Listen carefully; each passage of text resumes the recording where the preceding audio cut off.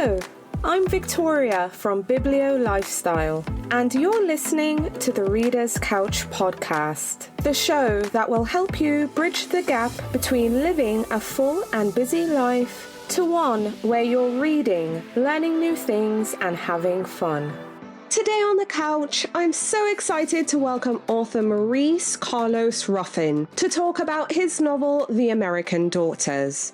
The American Daughters is set in pre-Civil War New Orleans, and we follow an enslaved girl who joins a secret resistance movement run by women who are fighting against slavery and sabotaging the Confederacy. So in this episode, Maurice and I talk about his new book, but I could not miss the opportunity to talk about his previous works, We Cast a Shadow and The Ones Who Don't Say They Love You. We also get some great book recommendations and insights into what Maurice is currently working on. But before we get into the episode, please subscribe to the podcast and leave me a 5-star rating if you haven't already. Write me a review if you love the show, and share this episode or any of your favorite episodes with your bookish friends. So send them a text message, drop a link in the group chat, send them an email, however you communicate. I'd really appreciate you sharing the Reader's Couch podcast with them, because it really helps the show, and I'll be forever grateful to you for it. So thanks in advance, and now onto the episode with author Maurice Carlos Ruffin. Hi readers, welcome again to the Reader's Couch. I'm your host, Victoria Wood, and here on the couch with me to talk about his novel, The American Daughters, is author Maurice Carlos Ruffin. Hi Maurice, welcome to the Reader's Couch. Hello, it's a pleasure to be here today. Oh, I'm so glad you could make the time. Big fan of your work. Super excited about The American Daughters. How are you feeling about this novel being out there in the world? You know, for me, every book that I write is like every book that I read, where you never know what's going to happen. It's an adventure and you get a vibe. In this book, the vibe has just been so strong. I feel like I didn't know that this book was coming, but now it exists, or it's going to be out very soon. I'm very, very pleased with how it's going. Yes, I love hearing that. I think this one is special. But before I kind of, dive into some details and break it apart a little, I want readers to hear it straight from you. Tell us about your book, The American Daughters. What's your elevator pitch? And what can readers expect when they pick up a copy? All right. So the main character is Addie, a curious, sharp-witted girl, and her mother, Sanite, and they're inseparable. They're living in New Orleans in the sort of pre-Civil War era, the 1850s, and they've been enslaved to a businessman. But then they're separated, and Addie feels kind of hopeless. She doesn't know what to do until she comes upon this secret society of free and enslaved Black women who are working behind the scenes to sabotage and just destroy the Confederates. And so Addie, the main character, goes on this sort of adventure of self-discovery, of finding friends, a community, and just really being a very empowered person. I loved reading about Addie. I think her story was just one incredible, but it was also sad in the beginning with her mom passing away. I think her mom was an incredibly amazing woman. Let's talk about her, because her mom came of age in a settlement, a runaway settlement. So she has really good survival skills. She passes them on to her daughter. Again, an incredible woman. Tell us about her mom. Yeah, well, that's a great question. You know, a big part of the story I wanted to tell was to try to approach this topic from a different angle. I think that by this point, we've seen many narratives, which are sort of plantation narratives, and I wanted to give some bandwidth to people who really existed. So, yes, she was raised in a settlement where the population was a mixture of people who had freed themselves, African Americans who had freed themselves, also some Native Americans, and these places really existed. And so her way of seeing the world is very different from the way that many people who were enslaved at that time saw the world. And so Sanite, the mother character, she is somebody who can, she can do obvious things like cook and clean, but she has like carpentry skills. She could like build a boat. She's really smart, and she has a sense of how to work things to her advantage. And I think early in the book, she even says, I can only be enslaved if they want me to be enslaved. If I want to get free, I'll get free whenever I want to. Mm-hmm. And we see some of those ideas play out throughout the narrative. Yes, I love seeing that with her. She was very incredibly smart, sometimes getting her in a bit of trouble as well. But I loved that side of the story and seeing her spirit. But we're really following Addie, and we're essentially getting to know her through a journal she left behind that was found. And obviously, you're telling the story. But when she loses her mom, Addie, she becomes lost, and, she's a bit scared, which is, normal, a bit confused and just not knowing what to do, but then meets Lenore. Now, I also loved the character of Lenore. Lenore is a young, free African-American woman who owns an inn, which, again, I love seeing that, an inn in the French Quarter, to be specific. Tell us about Lenore. Yeah, Lenore, she's a wonderful character. And again, this is an idea that I want to bring from reality. I think oftentimes when we have these narratives, the characters are all enslaved. But, in my hometown where this book is set, New Orleans, even at the height of slavery, about half of the African Americans were free. And you had generations of people who had built wealth for themselves and they owned property, and they had sort of passed things down. And so Lenore is somebody who, very much is from that tradition. Her father and mother were business people. She owns her own business. She has this sense that she can, do a lot of things in the world that may have felt even sort of strange in the, say, 1900s for many women to do. And so I love watching her operate. She's, again, extremely intelligent. She is self-determined, and she's also very kind and very wise as well. So I love her as a character. Yes, same here. And I think Addie was just, amazed seeing a woman like Lenore. I loved how Lenore handled herself. But her business, the Mockingbird Inn, isn't all that it seems on the surface. It's a cover. They have a network of both enslaved and free women they're organizing in a way where, if I can just be frank, was never really taught in history.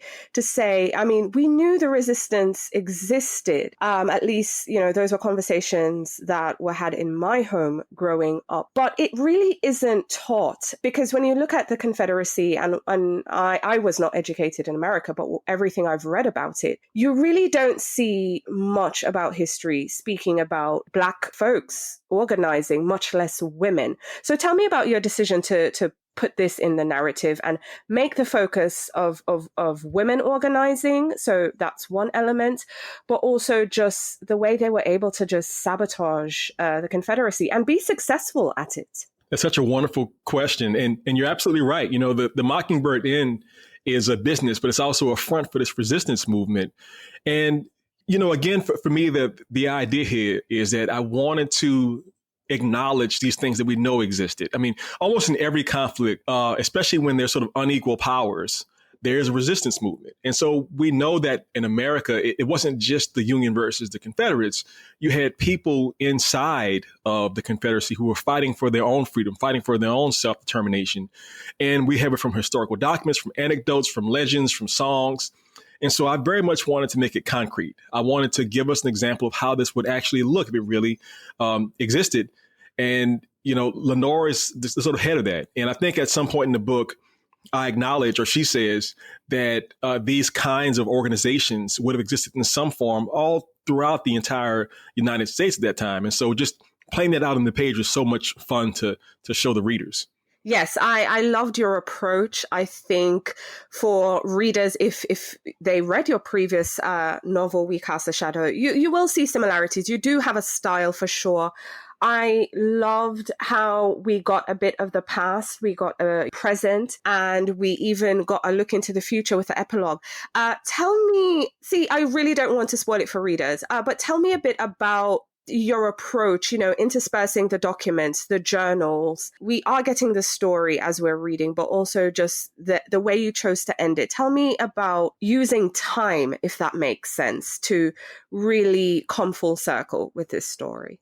Oh, yeah. Well, absolutely. I think that when it comes to the sort of inserted documents and the sort of meta aspects of it, the prologue and epilogue, those things, I think every writer wants to recreate things that they love. And so I love Handmaid's Tale, for example. And that book ends with this sort of epilogue looking back at this history. And I grew up reading comics like, X-Men and Watchmen and that kind of thing. And you'd have these little sort of found documents sort of giving context. And I think one of the reasons why I did this in this book is because so much of what has happened in our history, we can't approve it. We can't say it was okay to have slavery, for example. And so I want to show how ridiculous it was to have had this. So in Handmaid's Tale, for example, you have these professors in the future looking back at America and saying, look at how awry they had gone. And that same sort of vibe of look at America in the 1840s, 50s, and 60s, but then also showing you how it affected these characters' descendants and how it affected the nation and how people sort of tried to explain what happened. To me, it really fit this book so well. I think it did. Both, prologue, epilogue, especially the person declaring that they were a descendant. That's as much as I'm going to say, but it made sense. It worked. And I really loved this different but very realistic point of view to add to the canon of stories of enslaved people, pre-Civil War America. Just the fact that the resistance worked in ways that we weren't taught, but now we have these stories that can help us and inform us. So I really appreciated this book. It's really exciting. I think it's a must read. It's great for book clubs, especially that epilogue, because I'm dying to discuss this with more people, if I'm being honest. So it really has that vibe. Thank you for that so much. I appreciate it. Like I said earlier, I'm a fan of your work. So the fact that I have the opportunity to chat with you, I really want to go back to We Cast a Shadow, because when I say that book rocked my world, it absolutely did. And for readers who are not familiar, this is a story. We meet an unnamed Black man who's a lawyer who is just really obsessed with working hard, but more specifically procuring money so that he can pay for his child to get this special procedure, let's just say, to help lighten his skin, to kind of protect him, because that's how I received it, to protect him from just life being a Black man in America. This is a story that I felt was relatable not just to people living in America, but just across the diaspora, because I can't even begin to tell you just how many people I've known personally and also in passing who would do anything to change their skin color or at least lighten their complexion. So if you don't mind, number one, tell our listeners about We Cast a Shadow from your point of view, just in case they're not familiar, but also your decision to write this story. Sure. So We Cast a Shadow is a dystopian futuristic novel about a Southern African-American, extremely handsome Black lawyer, nothing like me at all, who has gotten married. His wife is white. Their child is mixed race. And in this future, because race relations have gotten worse, the dad makes this decision to try and make his son look whiter. Because the kid has a birthmark on his face that is dark and brown and getting bigger with time. And he just wants to get rid of it using the sort of medical technology of this futuristic time period. And so, I was thinking in the book, like the sort of origin of it was, I myself am from New Orleans, in a very specific neighborhood called New Orleans East, which is a very large geographic area where I was raised mostly maybe 80 or 90% African-American. And so I didn't really encounter a lot of sort of racism until I was an adult and I went to law school and became a lawyer. And so I'm thinking about the sort of unfairness about how just, looking how you look, people will treat you a certain kind of way. And I wanted to really interrogate that and also acknowledge that this is a world struggle. The diaspora, I think we have been affected by this on every continent on earth in one way or another. And I wanted to just sort of interrogate that. Well, I have to tell you, I'm still having conversations with friends to this day about this book. I know it was supposed to be futuristic, but, it still feels just incredibly relevant to today. But I found it interesting that you never named a specific city. Also, or narrator or main character, the lawyer, was also unnamed. Tell me about your decision to do that. Oh, that's a great question. I think the reason why I did that, there were several reasons, but I think the main reason why, I did a lot of research for that book. I do it for all my books, but for that book, I kept coming across these surprising sort of articles and podcasts and interviews that basically showed that anywhere you go in the world, white supremacy is a thing. And so I would come across, information about Indians, like, in the country of India, or, Koreans Philippines, in South Korea, or people in South America who were all dealing with this sort of issue of colorism and race. And just kind of saying that because of white supremacy, if you can be lighter skinned and have a certain kind of hair or a certain kind of facial feature arrangement, maybe your life could be easier. And, not that I myself subscribe to that personally, but I just found it very interesting. And so I thought that by not specifying the city and not naming the narrator, it would make it more universal, even though his situation is very unique to him in this particular narrative. Right. Because part of me was wondering, are you writing this set in New Orleans? Because that's where you're from. And also, I just finished The American Daughter. This is set in New Orleans. You also have a story collection, The Ones Who Don't Say They Love You. That's also New Orleans. So part of me was wondering, okay, is it that you didn't want to set New Orleans? It's your first book, or is it that this could just be universal? And essentially, I'm hearing it's universal because this has resonated with my friends who are still living in the Caribbean, across Europe, and even in countries, right, that are 80, 90% Black. Still something we struggle with as a people. Not me personally, although I have to say, at one point I did think maybe if I was lighter skinned or something, life would be easier. But there are lots of people struggling with it right now. And I think this book really interrogates that, especially the colorism aspect to it, because I think we talk about racism a lot, but not so much colorism, if that makes sense. No, absolutely. And like the idea of like the city, I think for people who are local to New Orleans, the city, which is unnamed, is kind of an in joke. Like they'll see it and they'll go, hey, I think this might be New Orleans. And maybe it is. But I do think the idea of having it sort of being a stand-in for many places on earth was a part of it. And then on the colorism part, I mean, I think in New Orleans, we have it as much as anybody, where we have a bit of a division between dark-skinned Black people and light-skinned Black people. And we have these traditions of passing as well. And these are all things that have been happening for a long time around the world. And, it's just such a meaty issue that I think it can be maybe solved at some point, but it's going to take a lot of time and effort. And, the angst that this character is dealing with, the pain in his heart, is a reflection of how just wanting to live your life can be very hard when society is telling you should be a certain kind of way. Absolutely. I just mentioned lightly The Ones Who Don't Say They Love You. I am a huge proponent of, hey, read a good story collection. Sometimes they're just as good as a novel, especially when you need to break up your reading a bit. And your story collection was just brilliant. I love anything very character driven, and I felt we got that. We got all these different stories about life in New Orleans. It was I enjoyed it so much. So for our listeners who are not familiar with your story collection, tell us about it. Sure. So the collection is a labor of love. It probably took about 10 years total to write all the stories and get them into good shape to publish them. And I think that every collection has its own sort of goal. Certain writers will like focus on a certain theme, or they will focus on a certain character. There's a lot of linked story collections out there.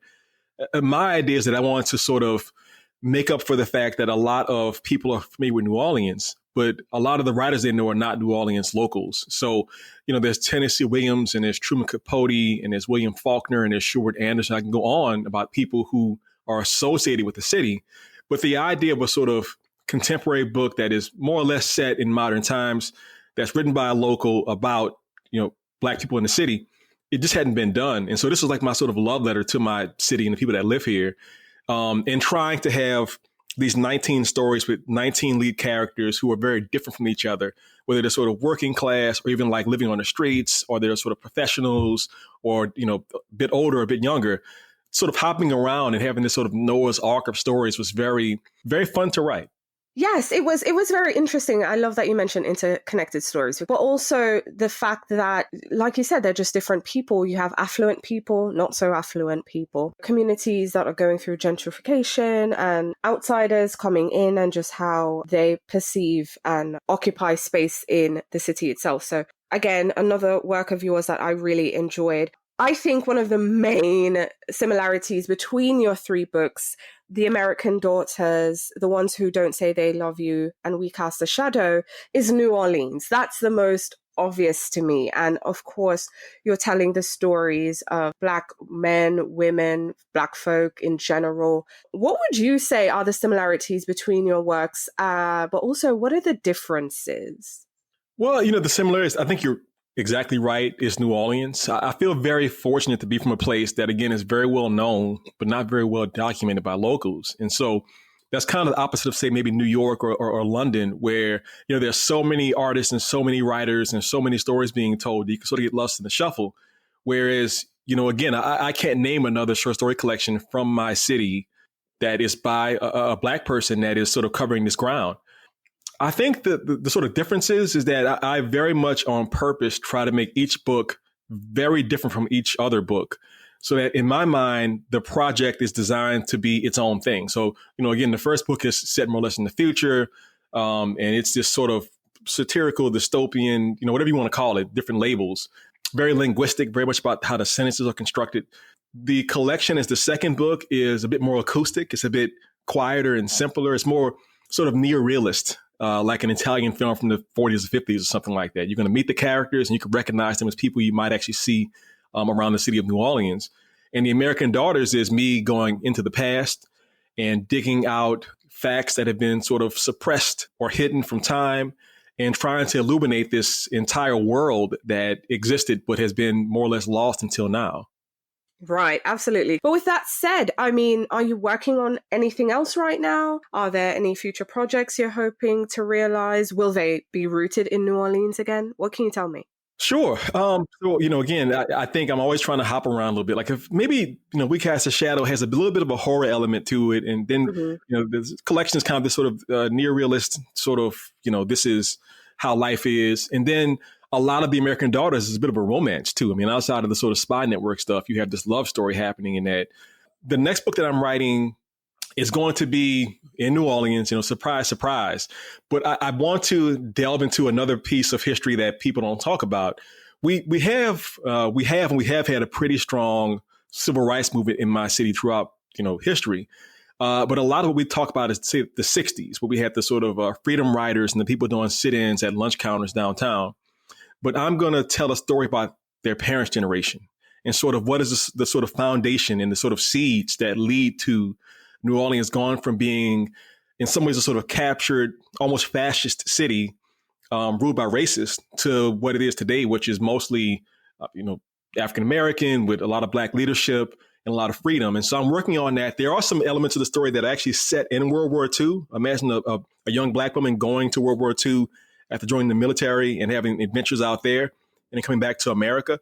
So it's in progress or in process, and I'm having a good time with it. These characters are fantastic, and I think people are going to like to read about them. Oh, that sounds really, really exciting. So now that we know more about, your work and your writing, I want to know about your reading life. So tell me about the last book or books that you finished reading that you would now recommend. Oh, sure. I'm always reading something. And I just read two books that really stand out to me. One of them is called I'll Show You a Reason by a new writer named Anel Lopez. She's based in New Orleans. I've known her for a few years. This is her first collection of stories, her first book, actually. And I think people really respond to it. If you love short stories, this book is about immigrants, mostly Dominican immigrants up in Newark, New Jersey. And she has a real eye for character details and just for like this sort of existential dilemmas that people face in their lives. And I think it's a fantastic book. There's another book that came out called The Fetishist by Catherine Min. And this book has a very interesting story because Miss Min actually died about 5 years ago. And her daughter, Kayla Min Andrews, has worked for the past few years to get the manuscript in shape and to publish it. And so it's published in January. And this book has been on many lists of most anticipated. I'm sure it's going to be nominated for prizes. It is a book about a couple of Asian women and them dealing with the sort of stereotypes that men, particularly white men, have towards them and how they react to these things. It's a very funny book. If you know about the book Yellowface from last year, it's kind of like that, but a bit less satirical. And then real briefly, I want to mention a book I read about 2 years ago called The Prophets by Robert Jones Jr., which is one of the sort of inspirations for the American Daughters, which is sort of taking this sort of slave narrative and giving us a whole new perspective on that idea. And it's one of the finest books of the past 5 years I've read, The Prophets by Robert Jones. The Prophets was absolutely amazing. And funny, it's right next to your book on my shelf. So Wonderful. I'm staring at it. I'm legit staring at it right now. So cool. So cool. What was your favorite childhood book that you can remember? It's quite a few of them. I was definitely a nerdy little kid who loved to read, and my mother and grandmother made sure I had plenty of things on my shelf. And I also volunteered at the library a lot back then, so I got a lot of books from the library. I'll just name a few that I loved. So I loved this illustrated book by Chris Van Allsburg. He's the same guy that did Jumanji, for example. But this book was called The Mysteries of Harris Burdick. And basically it's, say, 30 pages. They're illustrated, and each page has a sort of mystery on it. So one example is you're in this kid's bedroom, and behind the bed is a very small door, like a 1 foot tall door. And a little caption says, "And for the first time, the doorknob began to move on its own." And so it's sort of encouraging the child to imagine what happens next. And I think for me as a young sort of future storyteller, it's like, yeah, what does happen next? Where does that story go? So I love that. A few of the books that I loved, I would always buy the Garfield the Cat anthologies because they're just so like funny and sort of just like silly. The Guinness Book of World Records, they would do that each year where it's like, here's what the world is today. And the Choose Your Own Adventure books, which is just read a book and then decide what happens next. They were very beloved during my childhood. And then lastly, any comic book. So like X-Men or Fantastic Four or Captain America or, what have you. I love those books so much because they were just so full of adventure and possibility. And then the very last thing is Maya Angelou, who I began reading as a young teenager. And she just really showed me what the sort of depths of storytelling could be. Yeah. Awesome. I love hearing that. And what books are you looking forward to reading in the year ahead? So what books are on your TBR? So I'm a little biased because I realize a lot of the books I'm looking forward to are from my colleagues that I work with at this place called Randolph College, which is a writing program in Virginia. But these are the ones. So it's weird because the program, there's so many professors who are publishing books like right now, including myself. So this would be Marie Helene Bertino has a book called Beautyland that's coming out very soon, if not already. There's a book called Bear by Julia Phillips. There's a book called Ours by Philip Williams. And I've not read the book, but I've heard him read from it. And it was definitely influential in my own thinking about how to make my own The American Daughters. And finally, Martyr by Kava Akbar, which is another interesting book. And each one of these books, like these writers are such stylists. And it kind of doesn't matter like what the books are about. You're going to enjoy just the experience of reading these books. And so I'm just really excited about those books. That's really exciting. Okay, so getting back to your book, The American Daughters. Again, I know you've done your job. You've written the book. You've given it to us. But what are you hoping readers might think or feel, or what conversations are you hoping we might have after we've turned the last page? Well, there's a lot of things I want people to think about, but one of the things I want us to think about is this idea of suppressed stories. There's what we're taught in school, which is often the most conservative version of it. And that's what, the state feels is safe to tell young people about. But I think that we keep seeing time and time again, these true stories that come out, decades or even hundreds of years after the fact. So one example would be the idea that Harriet Tubman, the great American, the black American freedom fighter, she was actually a spy. She was actually paid by the government to do what she was doing back in those days. And I want us to think about the fact that these stories that we can sort of speculate about, they exist and they have existed. And so whether it's, us doing our own research and unearthing these stories, or people who do creative work, making these books and making films and movies and TV shows around these ideas, we need to open up the idea that the sort of received narrative is not true at all. It's just one version of events by people in power. And so I think with The American Daughters, what you're going to find is something that is totally plausible. There's no lasers or aliens in it.